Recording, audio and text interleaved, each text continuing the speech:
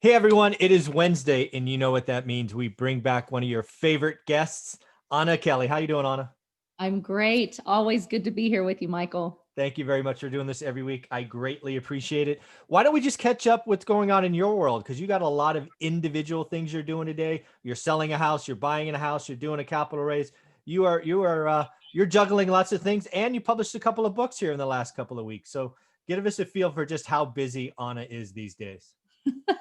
Every time I say I'm going to slow down a little bit, something I find a new house that I want to buy. So we own our new house that we were talking about, a few weeks back. So we're excited about that, So and we're trying closed, to. just so we're used We right. we Closed. closed. All right. So we are officially new homeowners, and we have about 6 weeks before we have to be out of our house that we just sold. Okay. And so we are in the middle of remodeling and trying to tear out all the floors at the new place and get a new kitchen in, and meeting with contractors to try to beg them to get to my job before the winter. So I have a Yeah. kitchen when I move.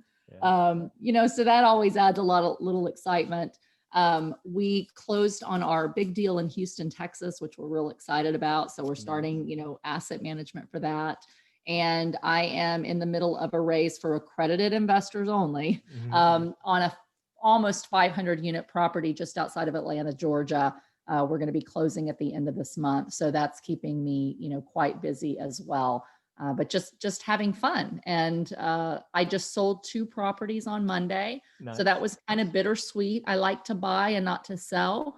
But there comes a time in every portfolio where we have to say, hey, where's the economy going? Yeah. Has this property served its purpose? Am I going to have to put more money into it than I want to, or is it time to cash out? So Yeah. I've sold 22 units in the last 8 months. But I've also bought several hundred more. So yeah, just a couple hundred. yeah. That's awesome. So let's talk just real quick on the 22 units. These are what you built up for the first 15 or 20 years, right? That's why they kind of an emotional tug on the heart, right? Sure. Yeah, there are some of the properties. The first one I sold this year is the property that I bought in 2009 with my 401k when everything had crashed. Yeah. And it's a property that I said I'm going to hold it until my daughter goes to college. Okay. The one I bought, I was going to hold till my son goes to college. I still have, but I sold it to pay for his education. And so I got enough out of it when I sold that it's gonna, it's a 6-figure check that's gonna pay for his schooling. And so that's why we do it, and it's like during that time, it paid down the mortgage. It made us cash flow $1,400 to $1,600 a month for the 10 years I had it. So it just turned out to be an amazing investment. But it was kind of that we're actually doing this, and probably more emotional because it hit me that he's actually about to leave the nest and go to college. Yeah. So yeah, each of those served a purpose that allowed me to retire and to be financially free. So it's like, oh, kind of cutting go of one of your babies that did so much for you, but it's the time to let it go. And it had it achieved its purpose. Exactly. Right. Exactly. And it's interesting you brought that up because I don't think this is in my book, but I've written about it a bunch of times elsewhere. A lot of new parents ask me what they should do. And obviously, as a real estate guy, I said the first thing you should do is you should buy a house, a rental house, residential. So it's a 1 through 4 for your kids' college education. Just like that, right? Buy it when they're 1, 2, or 3. You're going to, even if it doesn't appreciate very much, you're going to get 15 years of mortgage pay down. It's a forced savings. There will be a appreciation. There will be inflation. And like you're doing, sell it when they're a senior in high school and you go, check, college done. Yeah. And, just quick numbers off the top of my head, just as an example of how powerful this is. So a 4-unit building, let's just say $1,500 a month, average net. $18,000 a year, $180,000 in cash flow while I had it, and over $100,000 check when I sold. So at least 280 plus the tax benefits on something that I used my 401k as the down payment. I put down like $38,000 or something like that. Yeah, so that doesn't suck. Yeah, that's pretty powerful, and that's why I love small multis. That granted, it was a lot of blood, sweat, and tears, but my goodness, to make average 28 grand a year over 10 years on a fairly passive investment, it's just so powerful.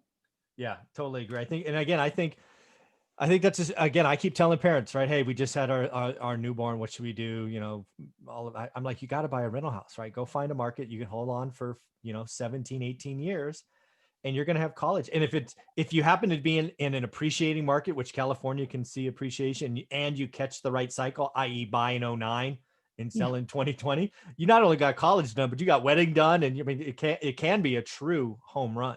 Right, right. And we sold several this year, and one of them was a fire. So, I ended that was kind of had to be done. But the Mhm. other ones were each deals that, coming back to the what's your purpose for the Yep. property? You kind of know, hey, this is when you buy a property, you always want to have multiple exit strategies because you Right. just don't know what the economy is going to do. And let's face it, our life situation changes Mhm. every 10 years or so. We're in a little bit different situation. And so, I'd make a habit to look at my properties every year and Mhm. say, has this property achieved what I wanted it to do? And what I had to ask myself now, thinking we're at the top and the next couple of years is going to be a little rougher Mhm. for landlords and for the economy in general. Will I have to spend more money in the next, if I held it another 5 to 10 years? Right. How much money will I have to put in it for CapEx, for roofs, for windows, porches deteriorating, whatever it is?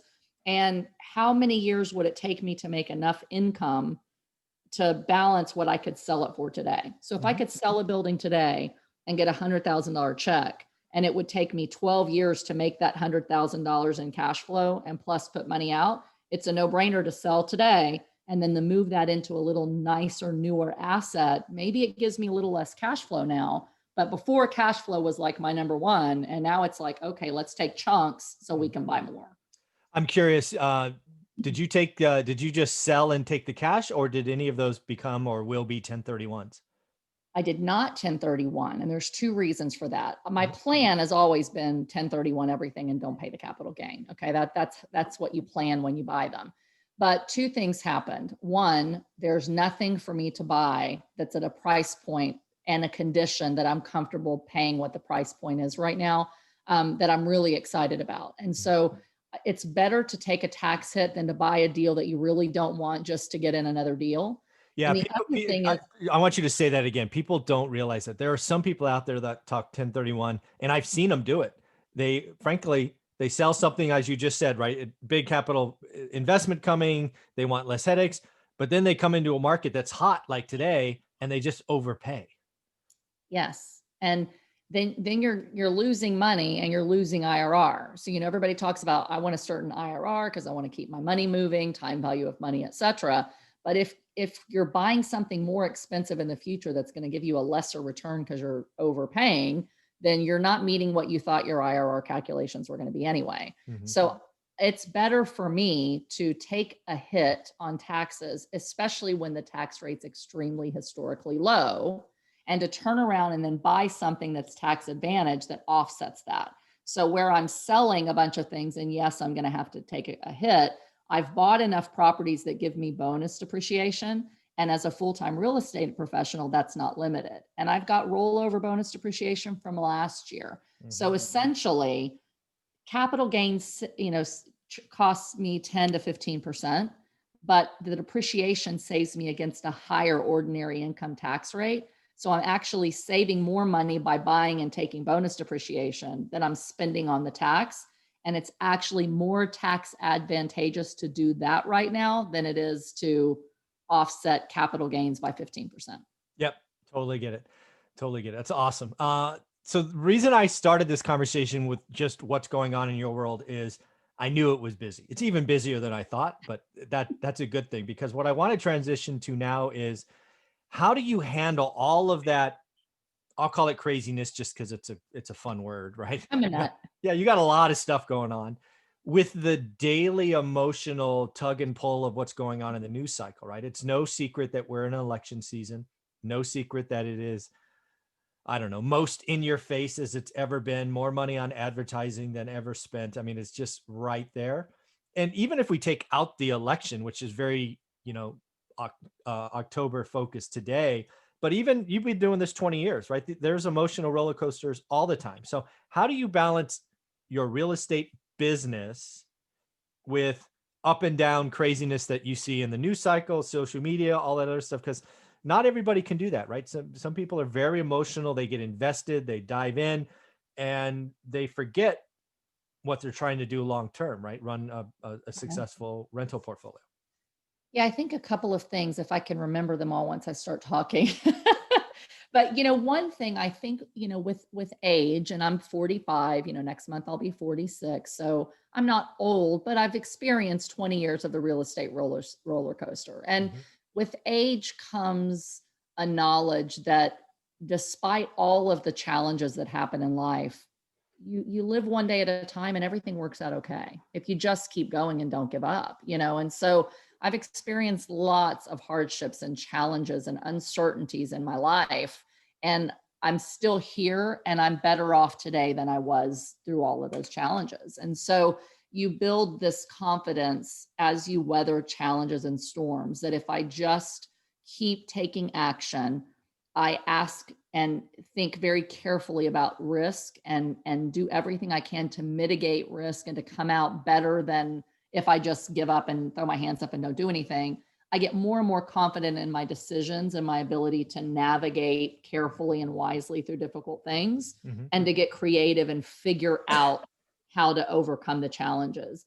And I also have a very strong faith, and so I truly believe, and I've thankfully in this last couple of years really seen the blessing that comes out of challenges and the fact that it makes us so much stronger as people. And that if we just, truly have faith and don't operate in fear, when we hear all the noise that makes us afraid of the economy, afraid of who's going to be the next president, afraid of the pandemic, afraid if my tenants aren't going to pay rent. If we live in that noise, we become paralyzed and don't take action. But instead of, living on those fears, I say, listen, these are the realities of the things that could happen. They're a little bit scary, but one, I'm going to have faith that God's going to protect me if I move forward and try to make wise decisions and do it with integrity. And I have faith that if I do something, I'll be better off than if I just sit there drowning in the noise and the fears. So I think those are the main things. And then filling your mind with the positive, filling your mind with the things that are going to help you to move forward, and not letting my mind be too consumed with all the junk and the things that pull me down. So, the news cycle, we were talking about the news a little bit. In the last week, I have not turned on network news at all until last night for about an hour.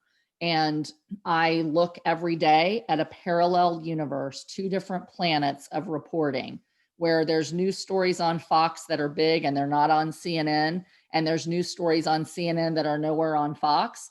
I look at both in black and white for major headlines that might affect me or my family. I'll click on it and I have a healthy sense of there's bias here, there's bias here. Somewhere in the middle, there's some truth. Does it affect my day to day and my decisions for my family and my business? If not, I let it go. And I don't read what my friends all think about it on Facebook. I scroll right past that. I don't care about opinion. I look at where's the facts, where do I think the truth is? And now what's good and what can I still do that's good, that's not going to be in. I have to navigate it. The pandemic hit. I read the CARES Act for days and I worked all with banks and attorneys and investors and property management companies. And we knew there was risk. There was a Mhm. lot of fear, but we said, here's the challenges. How do we mitigate them? Let's be prepared so that we come back ahead and we actually, have gone through it better off than before the pandemic, thankfully. Yeah, there's so much in that I want to just go back and reiterate because it's amazing how similar we attack the day. So I've been getting up at probably, as you know, at 6 a.m. every day without an alarm clock. My body is just weird that way. But yeah, I spend the first hour to 90 minutes enjoying some coffee and reading both sides, right? And just like you, I'm reading to understand the middle, right? I will read both articles, treat them with respect that they deserve, but realize that, like you said, the truth somewhere in the middle. And then the other thing that you said is that I think people just need to hear is you need the whole opinions of all of your friends, or not, they're not really friends in the most cases, right? They're Facebook friends, which, who knows what that real definition is. You said yes to an invite or acceptance. You got to stop. That's where people get lost, is in the opinions. Yes. I think you need to read the headlines. You need to click on the few that may impact your business. We're real estate investors, but the same thing applies if you're an auto salesperson or a teacher. I mean, if there's headlines there that affect teaching, you should check them out just to see what the extremes are. But it's the opinions that I see get people, and it just, they spin out of control, and then they lost the day. The day's over. Right. And they build up our emotions. So if I think very poorly of a certain candidate Mm-hmm. and someone else, and I think highly of another candidate, which I don't on either side, by the way, but if I think really highly of one and really poorly of another, and someone's bashing my candidate, I take it personal, like it's me, and then you get all emotional. Or how can you vote for that person? You must be a bigot and a racist and a misogynist, or you must be a liar and not like science, depending on what side you're on. And it's like, I can get so emotional about that. And I've seen some of my friends on Facebook having bad dreams because they're so worried about what's going to happen and who's going to be, in office. And it's like, if we are listening to it so much that it impacts our emotions and our stress levels, then we're listening too much, and we can't move forward in a healthy way in business decisions, because heightened emotions cloud our ability to see clearly and to see solutions and creative solutions where we do have some control. When we're clouded emotionally, we just feel like we are just we're just like a sitting duck. Like we have no choice. We're so we have no way we can control this, and we just get emotionally overwhelmed. And that's just not a good place for us to be when we're making business decisions. Yeah, let me just say this. If you're so invested in anything that you're dreaming about it, that's probably a little much. Yeah. Yeah. Yeah. The other thing that you said that I think is important is, I believe you need to fill your cup with positive stuff. Mm-hmm. I seek out good stories, Yeah. right? I mean, they could be crazy good stories. I mean, just like the other day, a particular professional athlete, which again, I'm a basketball fan. I have season tickets to the Warriors, so I like basketball. There's a particular basketball player. His name's Russell Westbrook. I'm not really a fan of his game, right? It's very ball dominant, blah, blah, blah, blah, blah, right? So I'm not a fan of his basketball, the way he plays. But yesterday I read he left an $8,000 tip because they're playing in a bubble for the maids or housekeeping or whatever you will call it. I'm like, dude, good move. That's a good person move, right? I seek out stuff like that just to make me feel that there's good in the world. And that's, we need that. I feel better reading articles like that because there is so much negativity. I think negativity sells. Sex and blood and all that stuff gets clicks. I seek the opposite. Yeah. I Yeah. want the good stuff. Yeah. And there's For just not sure. enough of it. And there's a proverb. It's somewhere in the Bible. I don't remember where, but I think it's Philippians actually, and it says, whatever is true and good and noble and praiseworthy, think on those things, and Yeah. your heart and mind will have peace. And that's so true, because when we think about good things and peaceful things and things that are still going really well in the world, when all the news cycle and Facebook dominates nothing but negativity, it helps us to see past all of that and still have our mind and our heart at peace, that there's still good things to live for. And let's just move on with what we can control that's good, and to be putting out good in the world where there's a bunch of negativity. Yeah. And it makes it so much easier to, in my opinion, be a real estate buy and hold investor, because we know it's a people business and we know Yeah. bad things happen. And if I can attack or deal with, or whatever words you want to use, those daily events like a fire, right? You talked about a fire. I've had Yeah. 3 now in 20 years. It's easier to deal with when you're coming from it when your cup is full, right? When you have good emotions, it's so much easier to deal with. If I had let my cup go all the way down and just be in a quagmire and get the call that, hey, I'm standing in front of your house, it's gone. You could be at an emotional state where you just give up and you throw it all away. I mean, what does that do? And I've been there. I mean, I was at that place about 2 years ago where I had thing after thing after thing: hurricane, flooding, mold claim, stuff with kids. It's like everything hit at once, and I was tired and emotionally drained. And it was like, I needed like a 5 month just break. I got to take a break. I couldn't move forward and think with clarity because I was in such a funk of overwhelm. So you've got to stay, have your cup filled, like you said, in the morning, wake up, relax, don't turn on the news and look at it right away. Like, have your cup of coffee, pray, then turn it on, but don't sit there and be like, oh my gosh, the world is falling. Like, get your head in a clear space that says, where's the truth amongst the noise? How does it impact me really today? And if it doesn't impact me today and I can't control what's happening, then I need to not focus on it and just, get to the business of doing what it is that's going to help me to create the life that I want to live. Yeah. And then the other thing that, at least in my opinion, it'll be interesting to see where you come down on this is, again, I read daily. I'm talking 7 days a week from about 6 a.m. to about 7:15 every day. It's just a habit of mine and I enjoy it, frankly. But here's the deal. There's never been, at least as I can recall, a single day headline that had massive impact on my business. What I'm reading for is the trend, right? Yeah. Where's the trend going? There's two things I'm looking for. Where's the trend going? And that is most of my reading. And then every once in a while, every couple of years, you find an inflection point, right? And if you can catch an inflection point before anybody else, that's where real money is made. Let me give you a for example, right? So January of this year, we're coming off 2019.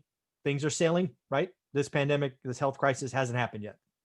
Health crisis come, we all batten down the hatches. We don't know what's going to happen. Rent collection, blah, blah, blah, blah, blah. Right? March, April really shut down. The economy tanks 31% in Q2, depression level numbers. But then, because I look every day, I start noticing inventory in clean houses going really fast. Right? And just they're flying off the shelf. Now, granted, limited inventory, all of that stuff, but I'm like, this seems to be a trend. So you watch it a little bit longer. I changed my business in first week of May, right? Historically, I was doing buy slumlord properties, turn them into pride of ownership, turnkey rentals. I realized that by doing that, I'm leaving money on the table because FHA buyers can pay more, lower interest rates, and there's nothing there. So I changed my model early and started producing turnkey flips for owner occupants. I've never done that before, but I just did that. And I'm closing out a deal that I'll put an extra 20 grand in my pocket because to an investor, it had to go at 180. It went for 201 to an owner occupant. Yeah. If you watch it, you're looking for the trend. And then if you watch the trend long enough, you'll see the trend, something will change and like, oh, the trend just changed. And that's why I do it. It's so much fun. And I bet you, and I'll ask you this question, that you're not finding those trends on the front page of CNN or Fox or MSNBC. No, you're reading actual news that's put out in business publications that are talking about those trends. So if you're in real estate and you're looking for rentals, you're not going to go, the sky is falling, this is what's going to happen to my rentals. You've got to go to, and I like CNBC. I mean, there are still some, political bent to some of the things that they put out there. But, there's all kinds of different real estate publications that you can go to, local real estate, regional state real estate publications, Marcus and Millichap or CBRE, trends reports. Like that's the kind of news, mortgage news daily, where you're going to see what's happening with interest rates, what's happening to supply and demand, and what states are people flocking away from and where are they moving to? Where are the U-Hauls being, sent to? So those are the kind of news that you need to spend 70 or 80% of your reading on those or more than that. And maybe 10% to see what's happening in the alternative universe of CNN and Fox News, Yeah. And it is that order, right? I spend 80% of my time in here. And if I don't have time for whatever reason, I'll skip the other 20%, right? The left and the right means very little to my life, right? I am in the middle. I'm an American. I'm not a Republican. I'm not a Democrat. I'm not a conservative. I'm not a liberal. I think all of those classifications are one of the reasons we are in such strife today, because you wear the badge of red or the badge of blue or the badge of this or the badge of that. That's never where I've played. So, that's part of the reason we are where we are today. It's just, there's real hatred there today. For sure. And there was something that came out, and again, I just saw the headline, so I Sure. haven't really read it. I One of my friends who I really trust his opinion, he's pretty, pretty in the middle as well, did a real quick blurb on this new series that's on Netflix, or it's a docu-series. I think it's called The Social Dilemma. Oh yeah. And I just read the highlights. So I still haven't watched it yet, but the gist of what I read on the highlights was that we know that, for example, Facebook and Google sell ads, and they make their money by selling ads. And so Yep. we are the product that they are selling to advertisers. And so Hmm. there's all these political ads and political campaigns that pay all kinds of money to get people to come out and like the stuff that's against their other party, or against what they stand for, because they're like, if I can get you to like that, if you're a Biden supporter and we want you to vote for Biden, if you like something that says, Trump is a scoundrel, or Trump lied, or this or that, they are going to take that for the algorithm and start feeding you stuff that's anti-Trump and Hmm. that's pro-Biden. And so suddenly you start seeing all these articles or the things that your friends are posting that have that bent, and Hmm. they're basically persuading your mind to think more like you think, so that you take and buy into more of what they want to sell you. And they're actually social engineering your mind to have anger and bias and pent up demand for something. And then you just keep coming back for more and more and more because you're addicted. So it keeps you very in that bias and negativity and division lane, because you're being fueled by only seeing things that your friends that think like you are doing, to build up that angst, if you will, and that desire to get your product, whether that's the politician or whether that's to get you to buy. I look up something for weights, and now all I see on my post is diet and exercise and all these products that are going to try to make me more healthy. Hmm. I looked up hardwood flooring on my kid's computer, and now my Facebook, which is linked to the same email that my kid's computer is nothing but flooring, like for days. And it's like we are being socially engineered. And so if we are being more divided for a reason, because they want us to be more angry so that we go for the candidate that's going to stop it. And so not only is it a bad habit to get into, but the more we are on it, the more our minds want more of it, feed into it, and the more negativity our day gets fueled by. It's crazy. It's really scary, and we have to recognize it and say enough is enough. I need social media to stay in contact with my real friends and family. I need social media to promote my business and to be able to help more people. But I don't need to go to social media to fuel my opinions and to feel better about me being on the same bandwagon as everybody else and getting angry and divisive and wanting to be mad at the world. Yeah. So stay Yeah. off of it. Stay off of it. Yeah. It's very interesting. And um, you're so dead on. I haven't watched The Social Dilemma yet. I saw it in the Netflix feed of mine, but I totally get it. Sort of like, again, I work out almost every day, and really what happens with this social dilemma and the algorithms is once it kind of figures out, once it tries to figure you out, it's like working that muscle until it doesn't work. So if you're lifting weights, think about this: put a weight in your right hand, and all you could do is curls for the rest of your life. That muscle is going to get really big, but the rest of your body will atrophy away, Yes. right? So we need to be we need to be more cognizant of that. I remember when social media was just celebrating birthdays and taking pictures of your food and celebrating this or that when it was all good. It is now, because the algorithms have gotten smarter, it's worming its way into your mind, and it's very easy to go down a dark path. Yes, yes. Yeah. And to stall you from remembering what kind of life do you want to live? Yeah. And how can you create that life and that lifestyle? And if you're so consumed about everything else going on out there, Hmm. you lose sight of every day I have an opportunity to live the life that I've imagined and to make a difference in the progression of where I'm going and where I'm taking my life. Am I focused on that, or am I fueling my mind with what everybody else is doing and where the world is going that I have no control over and that isn't helping me to make progress? Yeah. Yeah. And then just to go back to a topic, because I think I switched gears on you too fast, so you didn't get a chance to answer. Has there ever been a daily headline that you read that changed your business overnight? The only thing was obviously, when everything shut down because of COVID, Mhm. daily there were things coming out in the financial news and in the Okay. legislative news that had to Oh, make me go, wait a second. Okay, there's suddenly an eviction moratorium. yeah. What is that? What does this mean? How much money are we going to lose? What happens if our tenants don't pay or our tenants strike? Or, Okay. so those kind of things. Now, granted, 90% of the time we're not seeing those kind of news, but when something big does happen, Mhm. these are the reasons you do look at a headline. Like if I'm just in a bubble and I was out at Disney like I was and I hadn't turned on the news to know, hey, they're shutting it down and the world's shutting down, Yeah. I might have been in trouble. So you don't want to be totally ignorant to what's going on, but you read the headlines to say, is there anything earth shattering? Is there a war? Is Mm. there, something happening? Is there a hurricane about to hit my town and I need to evacuate? Yeah. Like you've got to look at the big picture things and say, does it impact me? But other than that, these big kind of events, there's not a whole lot in daily news that Yeah. impacts my choices every day and what I do. Yeah, you're absolutely right. Those things certainly caused me to react and dig in. The other one I just remembered, and you probably remember this. Obama issued an $8,000 first time home buyer credit. You remember that? Whenever Yes. that was, like 08, 07, 08.